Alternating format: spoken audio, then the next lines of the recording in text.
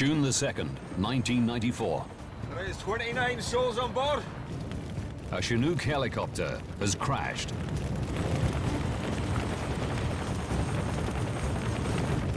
Everyone on board is dead. They include Northern Ireland's top anti-terrorism experts and one of the Royal Air Force's most experienced crews. Flight Lieutenant Jonathan Tapper was a superbly qualified and dedicated member of that force. When the report is published, tragedy turns to shock and outrage. I can't see how you can accuse people of being negligent without having any proof for it. A firestorm of controversy ignites over what really happened on that barren hillside.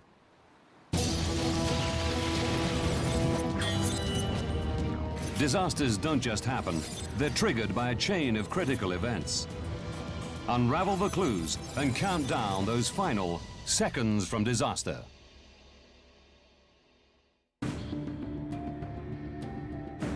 Northern Ireland.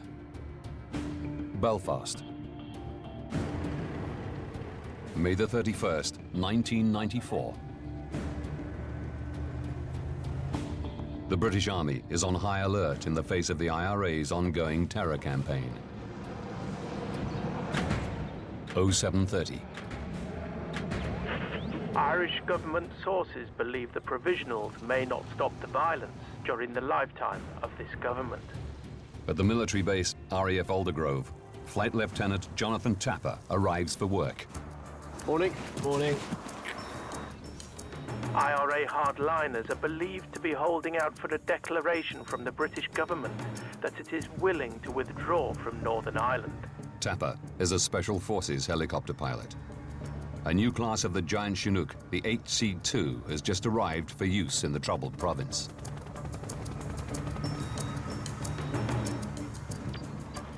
The identity of the group responsible for planting a car bomb in Tempo, County Fermanagh yesterday remains a mystery.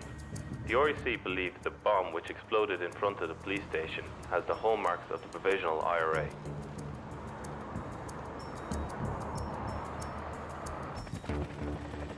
After 14 years' service with the RAF, the Chinook has undergone an extensive refit. New computerized control systems mean flying the Chinook is much simpler for the pilots.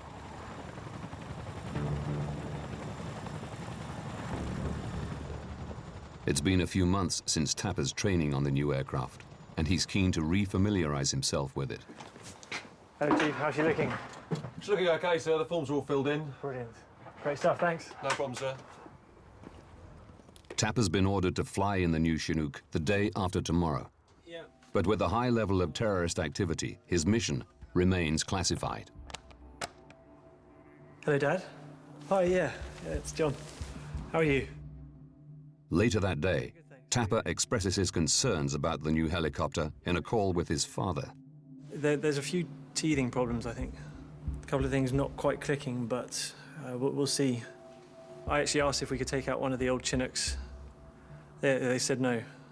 Yeah, no chance.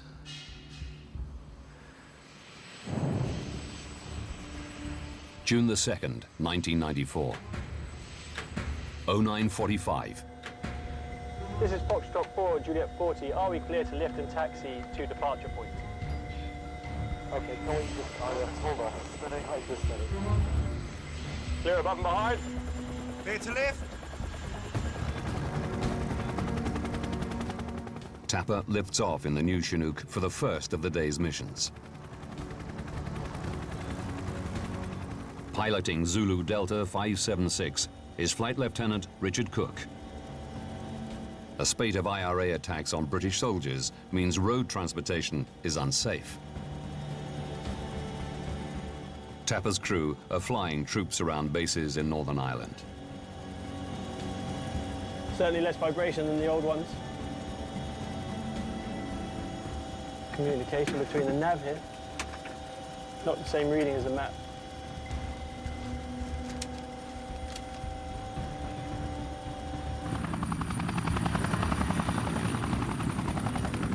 (15:20). After a series of short flights, the Chinook returns to RAF Aldergrove. Really not good. What's the problem? Some contacts that are not even there. Yeah. Tapper's concerned. All off. There's inconsistent readings on the nav computer, and the power's a bit jumpy. We'll get our crews on it right away, sir. Okay, thanks, Chief. No problem. Thanks, sir. Tapper's next mission involves a higher level of security clearance. His crew is to fly 25 of Northern Ireland's top anti-terrorism experts to a conference in the north of Scotland. 1,600 hours. All right, lads. Ahead of the flight, Cook and Tapper conduct a sortie brief with their 2 crew members. Weather's in our favour. Mostly clear, but there's a 30% chance of poor visibility on the mole. We're flying VFR. VFR, or Visual Flight Rules, allow the crew to fly at low level, navigating by eye rather than instruments.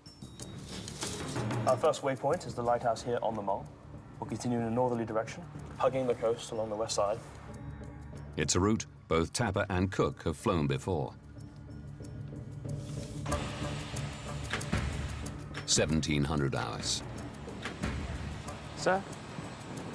The threat of terrorist attack means passengers are asked to identify their baggage. Sir? Amongst the intelligence experts on the flight is Assistant Chief Constable Brian Fitzsimmons. He's well known for helping mastermind a string of successes against the IRA. The passenger list is so sensitive, it's shredded on takeoff.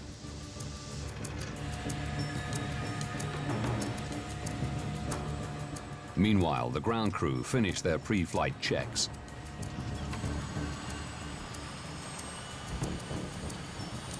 This is Foxtrot 4, Juliet 40. Are we clear to lift and taxi to departure point?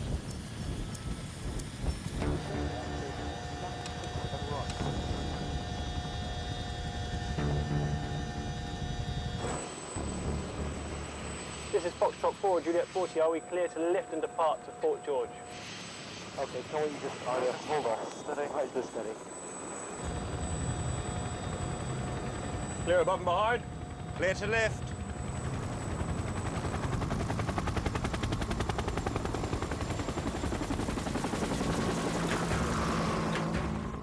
(1742).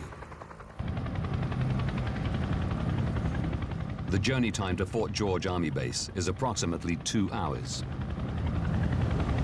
Still playing off scratch then, Tony? I wish. I've been spending more time in the bunker than on the green recently.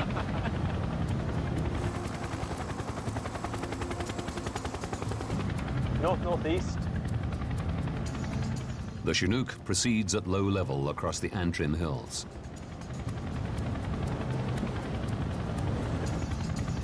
En route, the crew make routine radio contact with RAF Kinloss in Scotland. Border Grove approach, this is Foxtrot 4, Juliet 40. Coasting out and changing to low-level frequency. Hold on, steady, right, this steady. Border Grove approach, this is Foxtrot 4, Juliet 40. Coasting out and changing to low-level frequency. That's about 6 and right.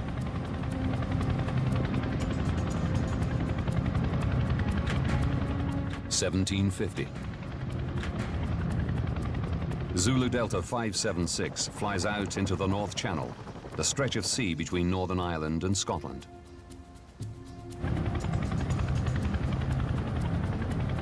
They are now 78 kilometers from their first waypoint, the lighthouse on the Mull of Kintyre, the rocky headland that runs off the Kintyre Peninsula.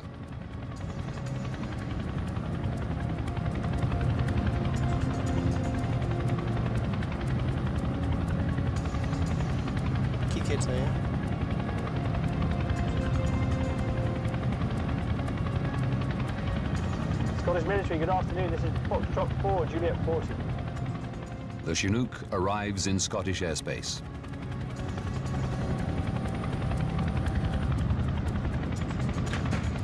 (1755). Out sailing, Mark Holbrook hears the sound of a large helicopter coming in low.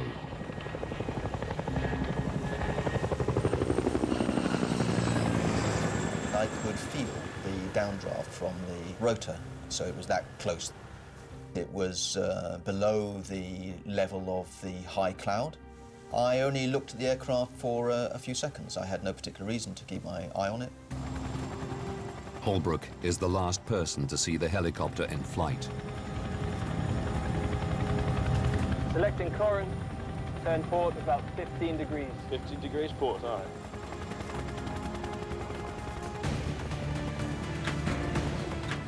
$17.59.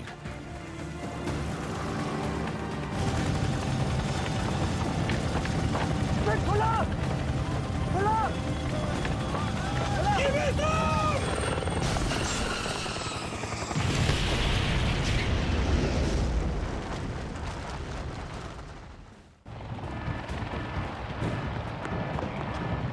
RAF Kinloss near Inverness in the north of Scotland. All clear, all clear. Ready to lift. Dave Wally's mountain rescue team receive an urgent call. We were told it was a military helicopter, you know, a big one, a Chinook, and it had crashed, and beacons were going off. It's a 60-minute flight away. Okay, there's 29 souls up there. They need us up there pronto. Landing close to the crash site is impossible. The mist was very, very much down. We could only see the sea. We could see a bit of the lighthouse. It's gonna be one hell of a mess up there, man. Guys, we can't land at the site. The only safe option is the lighthouse helipad. It was a bit windy, completely heavy sea air. Very, very poor visibility, but you can smell the smell of aviation. So you know the aircraft is not just crashed, it's been in fire. Carrying just first aid equipment, the rescue team make their way to the crash site, 300 meters up the Mall. It took us 20 minutes to run in, and as we're coming in, we're finding more and more debris. This way! Over here! Oh.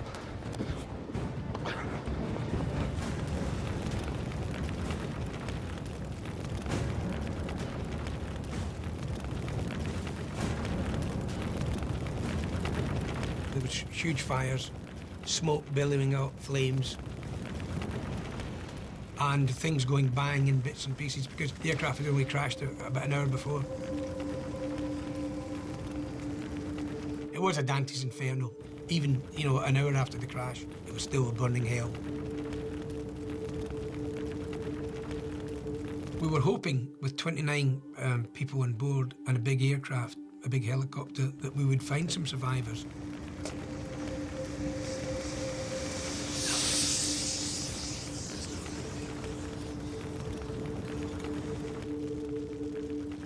At the time we'd located the first casualties, we were pretty sure nobody had survived, because it must have hit the hill at pretty fast speed. 29 people are missing after a helicopter crashed in the west of Scotland. It hit a hill in thick fog. An eyewitness reported hearing a loud explosion and seeing a fireball. All 29 people on board are killed, including the elite of Britain's security establishment and one of the RAF's most experienced Special Forces helicopter crews, including pilots Flight Lieutenant Rick Cook and Flight Lieutenant Jonathan Tapper.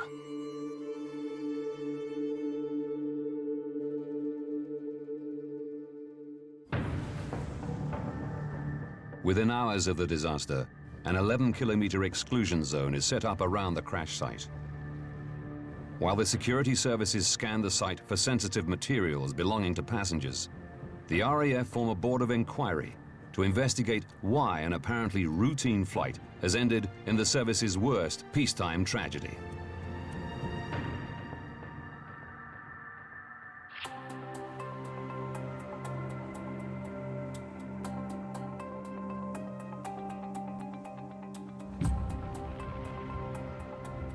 Tony Cable was lead investigator for the Air Accident Investigation Board, the civil body tasked with the initial crash investigation.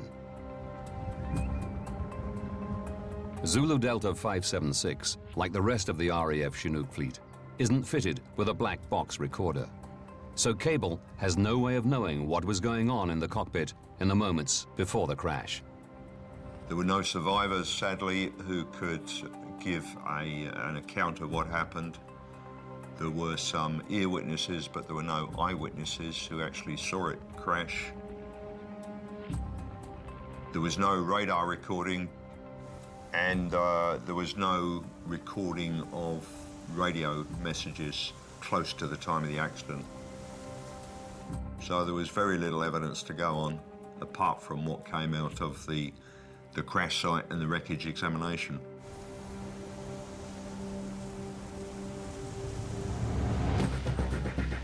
Now, by rewinding the events of the day and going deep into the investigation, we can re-examine the tragedy to uncover what could have led to this accident.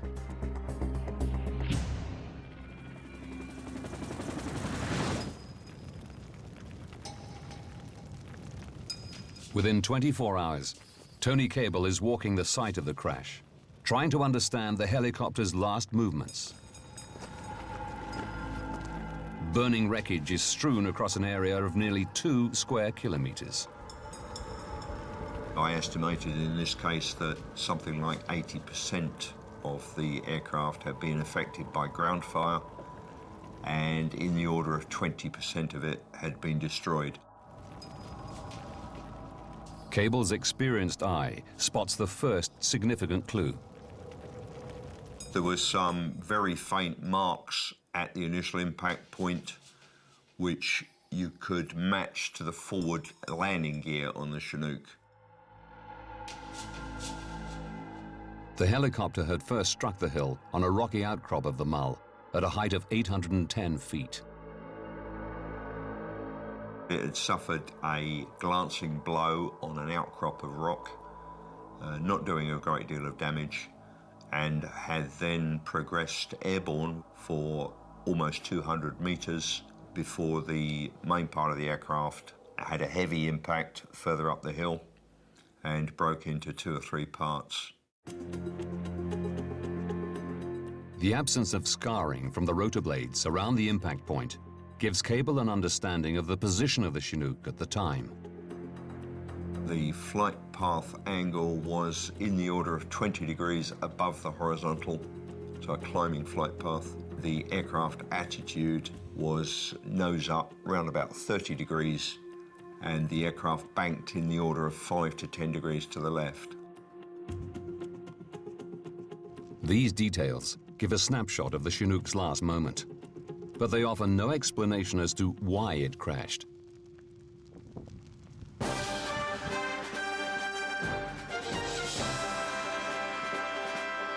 With so many high-ranking anti-terrorist personnel on board, sabotage must be a consideration for crash investigators.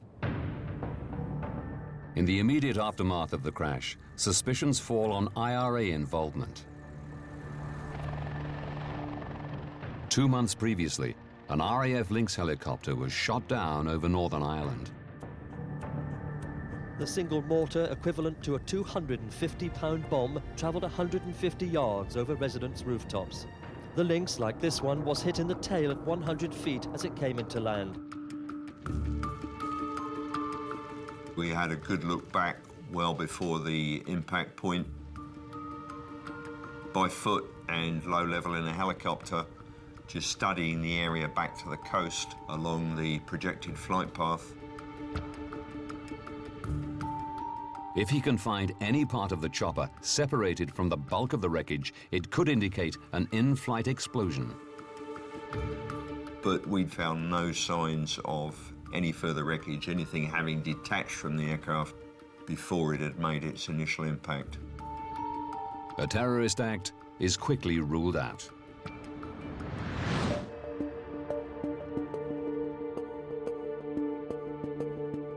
It leaves Cable with only 2 possibilities: mechanical failure or pilot error.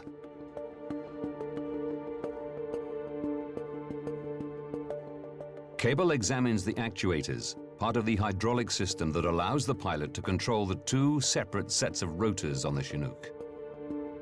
The position of the actuators gives an indication as to what the Chinook was doing in its final seconds. It turned out that they were, in fact, indicating different airspeeds, which suggested either there was a fault somewhere or the maneuver was being undertaken. The RAF asks the Chinook's manufacturer, Boeing, to run a computer simulation based on Cable's findings. The simulation determines that the aircraft was traveling at approximately 150 knots with a rate of climb of 1,000 feet per minute, a fast ground speed but a slow rate of climb. A few seconds before impact, it made a sharp pull-up, a flare in helicopter parlance. It's the helicopter equivalent of an emergency stop, suggesting that the crew only saw the hillside at the last moment.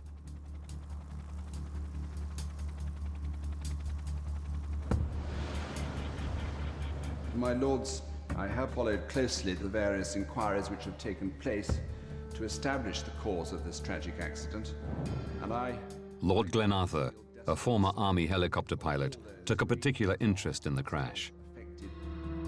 The positions of the controls were in exactly the position you'd expect them to find after a last-minute attempt to avoid contact with the ground. You suddenly see ground sugar. You pull back on the stick, you probably pull up on the lever at the same time, and you probably put a bootful of rudder in to initiate the turn away. It was an instinctive reaction at a moment of very, very high drama, which they had not been expecting, is how I would describe it.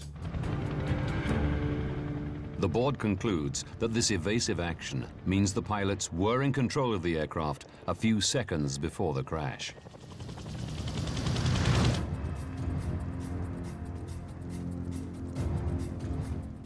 Cable hopes the Chinook's navigational computer, recovered intact at the crash site, might reveal more.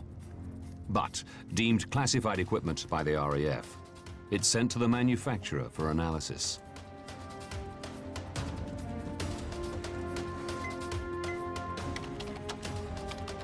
The device reveals that approximately 18 seconds before the crash, the Chinook's altitude is between 400 and 500 feet.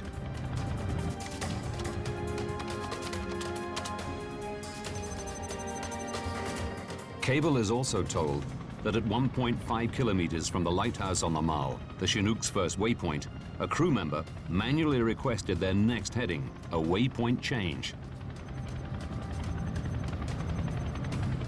The computer indicated that a left turn on a bearing of between 10 and 15 degrees was required to hit their next waypoint, the village of Corran in the Scottish Highlands. To the RAF, the waypoint change is evidence that the pilots were in control of the aircraft for the whole flight, and that they subsequently decided against making the turn.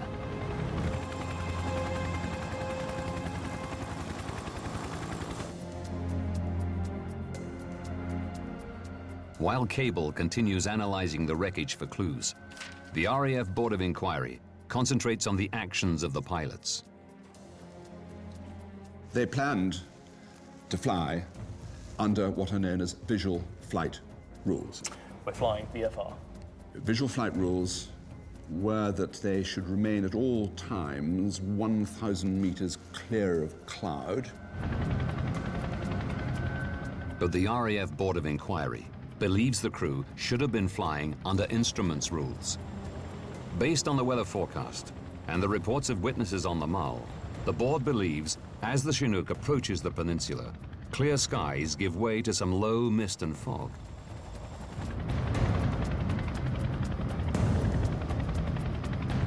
It's like going down the motorway and, running into fog. You are immediately putting yourself in extreme danger. The board decides that by the time of their last recorded altitude of 400 to 500 feet, the crew are in cloud. To comply with navigation rules, the pilots need to slow to a hover and climb to a safe altitude, in this case, 2,800 feet.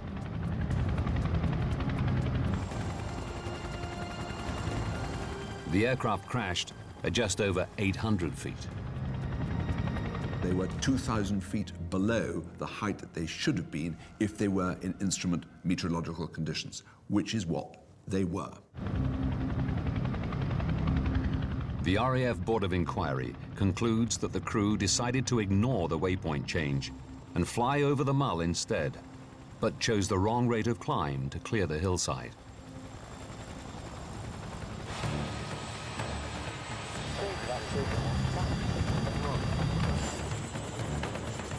In the absence of any concrete proof of mechanical failure, the RAF now come up with their version of what happened to Zulu Delta 576.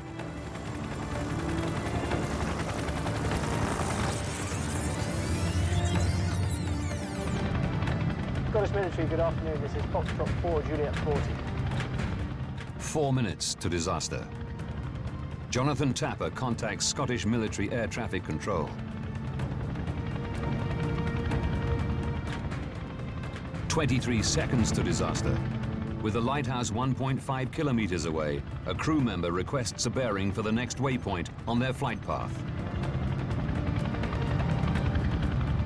Instead of turning left to head along the coast as planned, they continue onwards into thick fog, intending to fly over the Mull.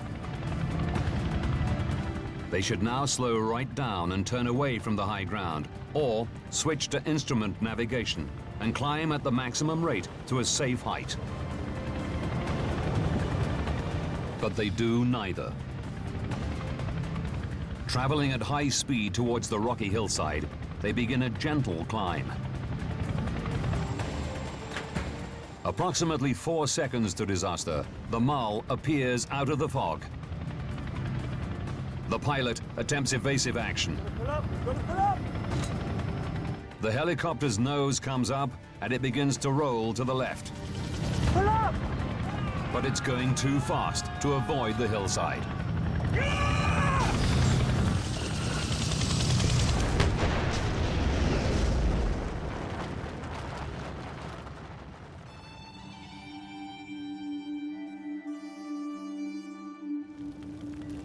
When you look at all the facts, you have to be bold enough and brave enough to say, I'm sorry, I can find no other reason. This is going to be unpleasant for me to have to announce, but nevertheless, they had breached their duty of care and that therefore they were, I'm afraid, grossly negligent.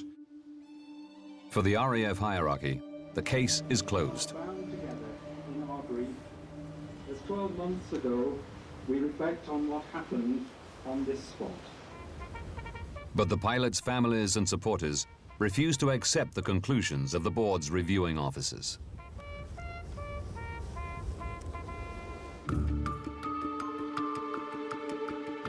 At the time of the crash, Squadron Leader Robert Burke was the unit test pilot at RAF Odium, the unofficial headquarters of the Chinook fleet. Burke knew both Tapper and Cook. He believes the RAF's assertion that such experienced pilots would have willingly pressed on in bad weather and towards high ground is wrong. To climb straight ahead into high ground is the last thing any experienced pilot's going to do. It's crazy, unless they both went crazy at the time. They're not that kind of pilots. They're very steady by-the-book pilots. Burke has publicly contested the finding of pilot error and believes mechanical failure might be to blame. The selection of the next waypoint, the turn, is an indication that up to that point, the aircraft was under control. It gives you no indication of what might have happened to the aircraft after the waypoint. The pilots' families also argue that it's possible the crew could see the lighthouse at the time of the waypoint change, allowing them to continue legitimately under visual flight rules, and casting doubt on the RAF's assertion that the Mull was totally shrouded in fog.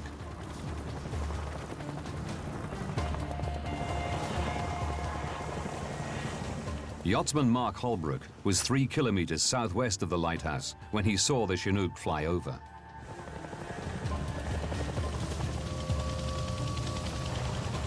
I could see where the cloud was, and I was not in cloud. I was not in fog, and neither was the aircraft. Holbrook describes cloud and hill fog extending from around the base of the lighthouse at 250 feet above sea level up towards the summit of the Mull.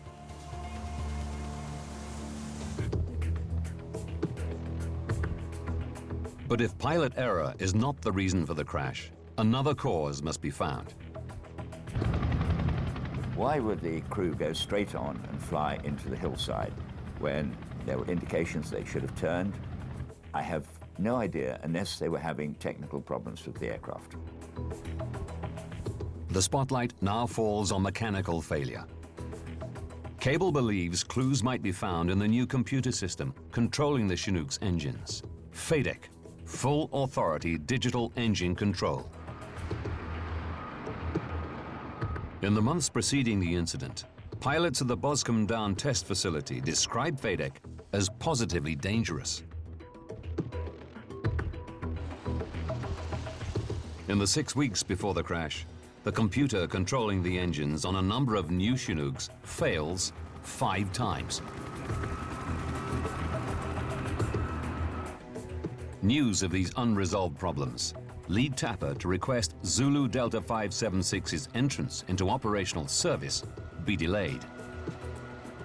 Hello, Dad. I actually asked if we could take out one of the old Chinooks. They said no. The flight's in 2 days, but I don't think they're going to change their mind. On June the 1st, 1994, pilots at Boscombe Down suspend all further test flights. Okay, yeah. Yet Tapper is still instructed to pilot the new Chinook the following day.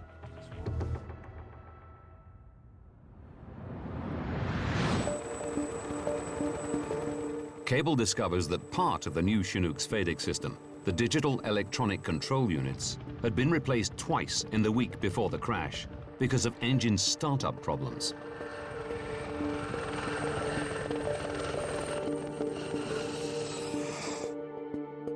These control units, or DECUs, regulate the fuel supply to each of the Chinook's 2 engines to maintain safe flight. The reason for being particularly interested in these was that they each contained memory which potentially would give an indication of the power that was set on each engine at the point of impact. During his investigation of the crash site, Tony Cable found these control units. One was in quite good condition, a bit of impact damage, but no fire damage. The other one was severely fire damaged, with the circuit boards really toasted. Cable sends the engine control unit to the manufacturers, Textron Lycoming, for analysis. There were some error codes found in the number 2 DECU memories. Unfortunately, there is no record on the memory of when a particular error code occurred. So at the end of the day, it was not possible to say whether any of them had occurred on the final flight.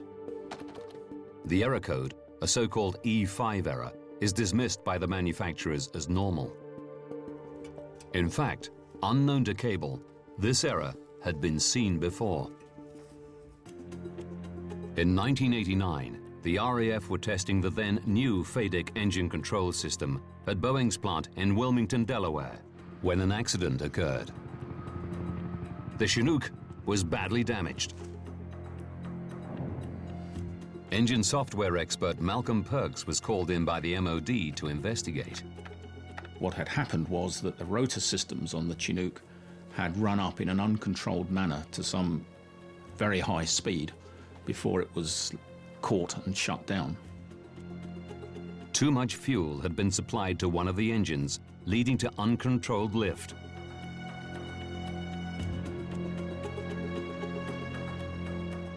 A software fault in the FADEC system, producing an E5 error code, is subsequently blamed for the Wilmington accident. I thought that was strange. Here we were, several years after the Wilmington accident, with same fault codes occurring that had occurred then, and apparently no fix had been introduced to do anything about them. Change of axis, back 6 and right.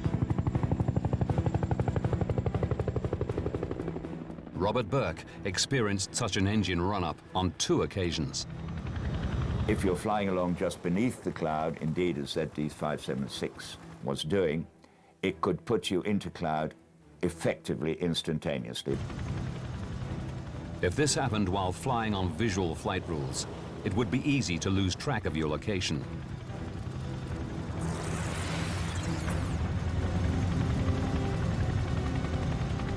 Scottish military, good afternoon. This is Foxtrot 4, Juliet 40. In this alternative scenario, the Chinook is approaching the Mull when the pilots spot heavy cloud ahead. Looks a bit murky up ahead, cut the corner. 23 seconds to disaster. A crew member selects the waypoint change. Selecting Corin, turn port about 15 degrees. 15 degrees port, all right. The navigational computer instructs the pilot to turn left. Suddenly, there's a FADEC malfunction. One of the Chinook's engines overruns. Got to run away up and rotor overspeed. Bloody hell! With the rotors spinning out of sync, the Chinook starts to shake violently. Against the wishes of the pilots, the aircraft starts to climb, pulling it into heavy cloud. No visibility!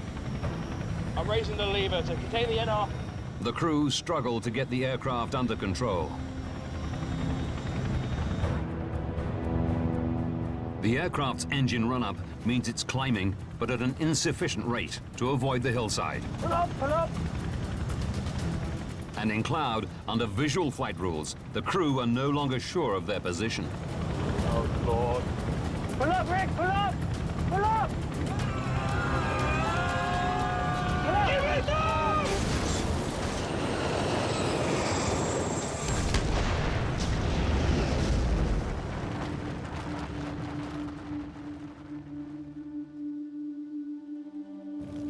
The RAF believes the crew were in control of the aircraft from the waypoint change to the crash. This FADEC fault scenario suggests they may not have been.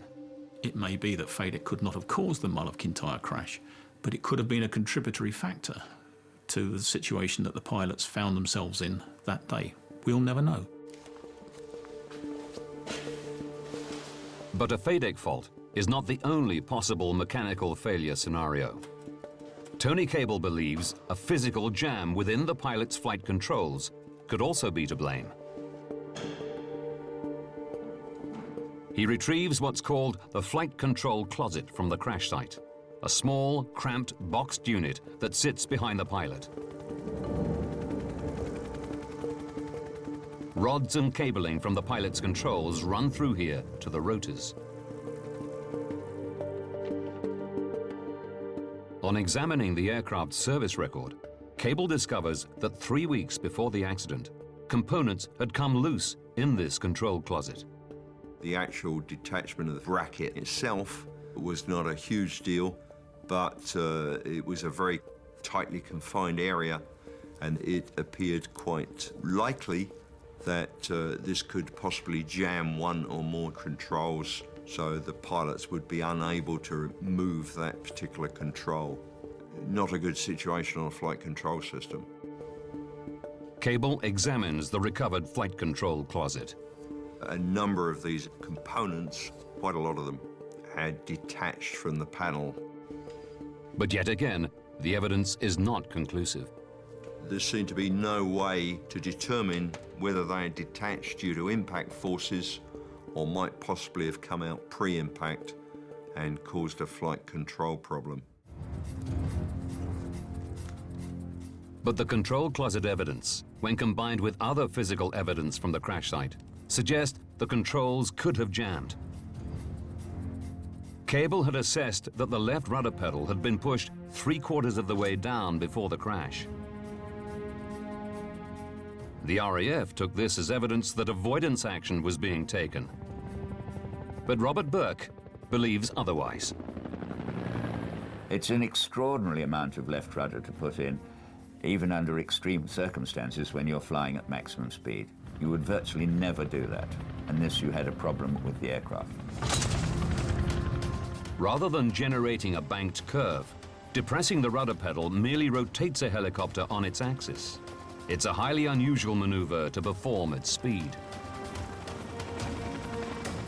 This, to any pilot, any helicopter pilot, any pilot of any kind, would suggest that the aircraft was not fully under control at the time it crashed. Burke believes Rick Cook may have used such heavy rudder as an avoidance measure because he was unable to steer the helicopter away from the Mall any other way. I've got a control jam! Cut! Such a situation could have come about if his cyclic, the stick controlling forward and lateral movement, stopped working. A so-called control jam. Cut! Turn the aircraft! At the original inquiry, Boeing stated that this was extremely improbable. But just 3 years after the crash of Zulu Delta 576, a US pilot experienced a control jam as his Chinook dropped out of the sky.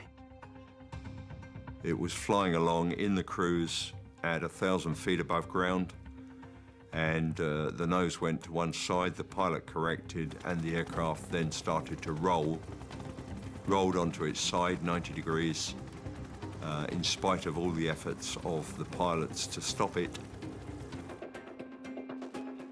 Although all attempts to identify the source of the crippling control jam proved fruitless, it's evidence that they do happen.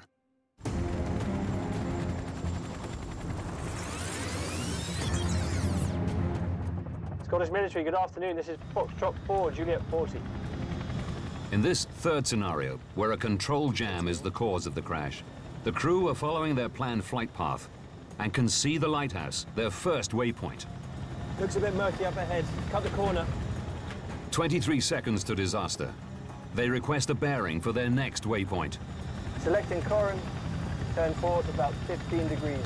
15 degrees port, all right. The computer instructs them to turn left, away from the Mall. But as they attempt the turn, a problem with the controls becomes apparent. Got a control jam! Not responding! Unable to turn, they're heading for the cloud-covered mountain at high speed. Quick, pull the collective! To avoid the Mall, they need to slow the aircraft right down and turn away. Rick, pull up! Or climb immediately at the maximum rate to a safe height. Rick, pull up! But with the control stick jammed, they can't reduce their speed. Pulling the thrust control to force the chopper to ascend only results in a gradual climb. Seeing the mountain ahead, Cook attempts evasive action by pushing the left rudder pedal to get the aircraft to hover to the left. It's not enough.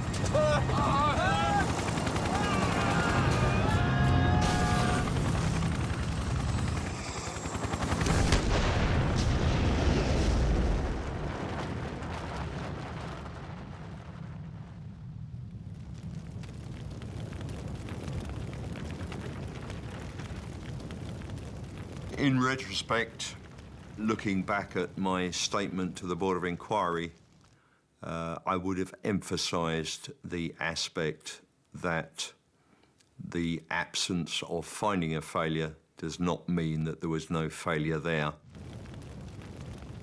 The possibility in this case that there was a malfunction of some system that prevented the pilots from taking the aircraft where they intended it to go cannot be dismissed. Whether that technical malfunction is due to a FADEC problem. Got to run away up and rotor overspeed. Bloody hell! No visibility!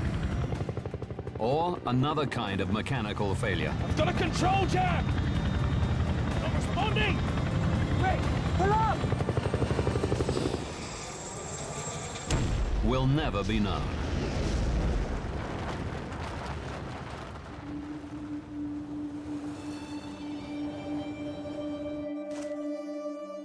In 2001, a House of Lords committee recommended the finding of gross negligence against the pilots be revoked, on the basis that this verdict can only be applied when there is no doubt whatsoever.